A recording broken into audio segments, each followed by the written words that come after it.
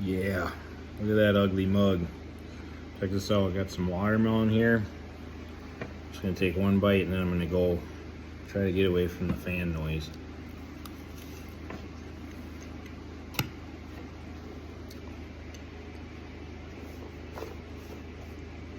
Got my sweet and salty. All right, I gotta share this.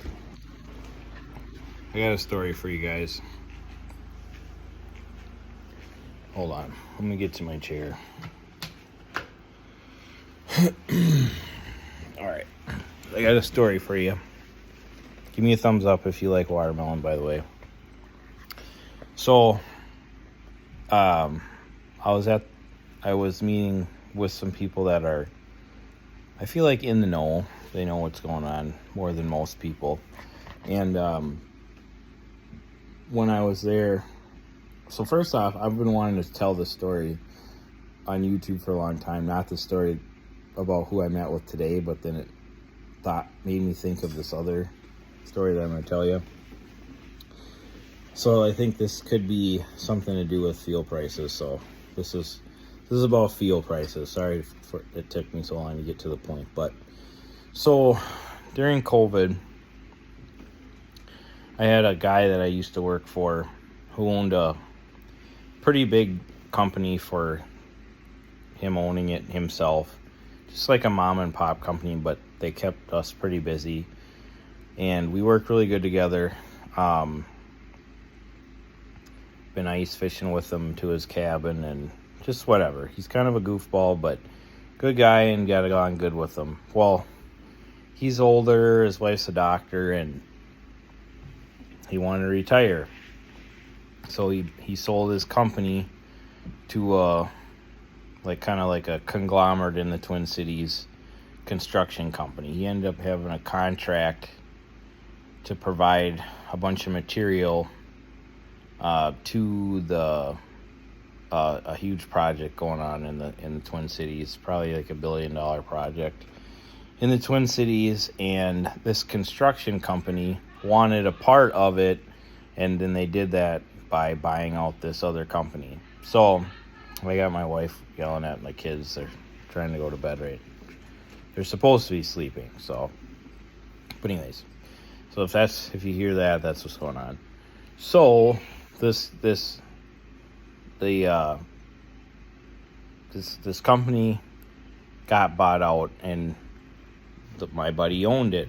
When the company bought him out, they hired him, to kind of like still run the day-to-day, but then he became like a manager of this kind of like conglomerate construction company.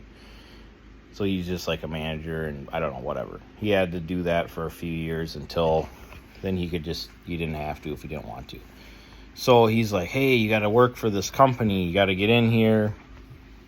It's going to be good. This company's great. I want you to meet the CEO and blah, blah, blah, and this and that. So in the off season, we did that. And I went over there to their corporate office, and then we're sitting around at this table, like in a conference room.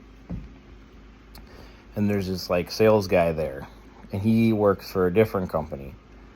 So he's working for this company, and it has to do with like supplying dirt and like material, so like gravel pit type stuff.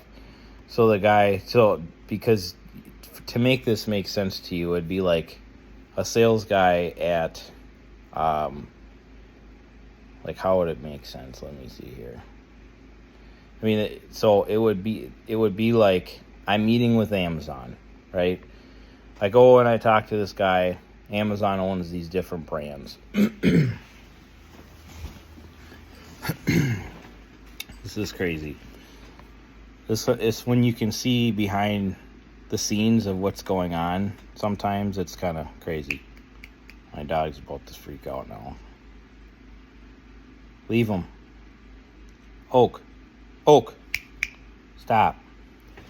Okay, so just imagine my buddy got bought out by Amazon.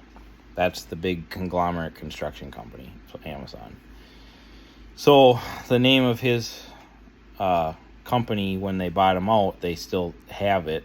So that would be like, let's just call that like, let's just call it,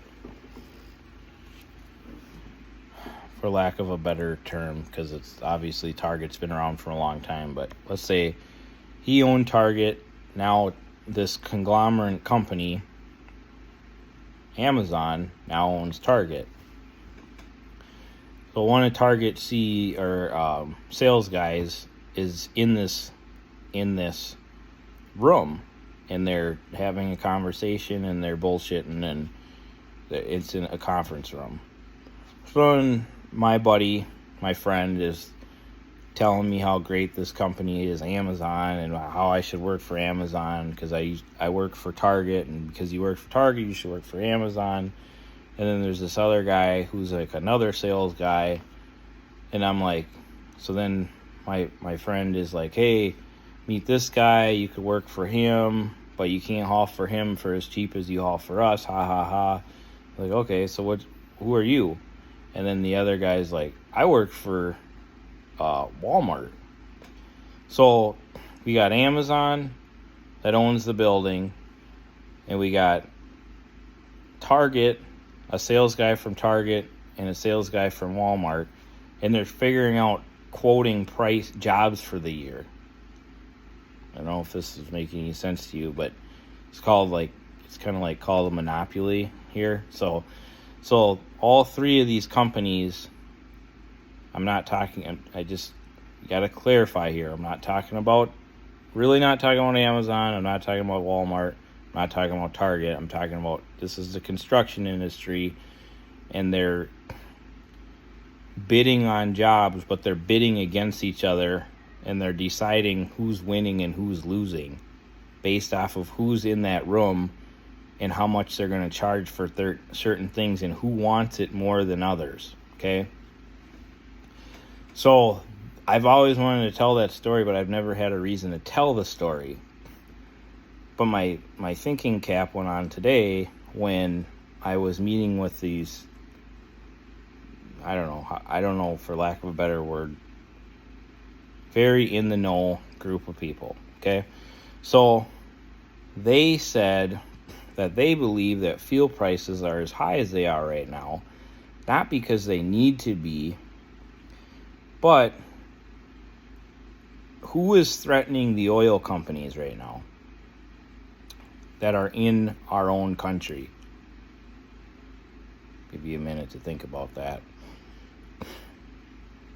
So our legislation is threatening us, or these oil tycoons, right?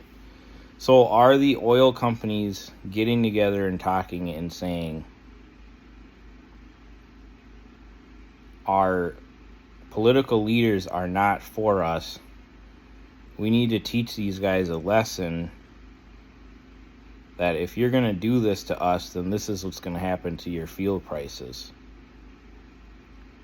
And in order, basically the people that are in power right now, they don't want them to win again because they're not for fracking and oil production and stuff like that. So they're purposely keeping the prices of fuel higher than they need to be, hence record profits in the oil and gas industry in the United States.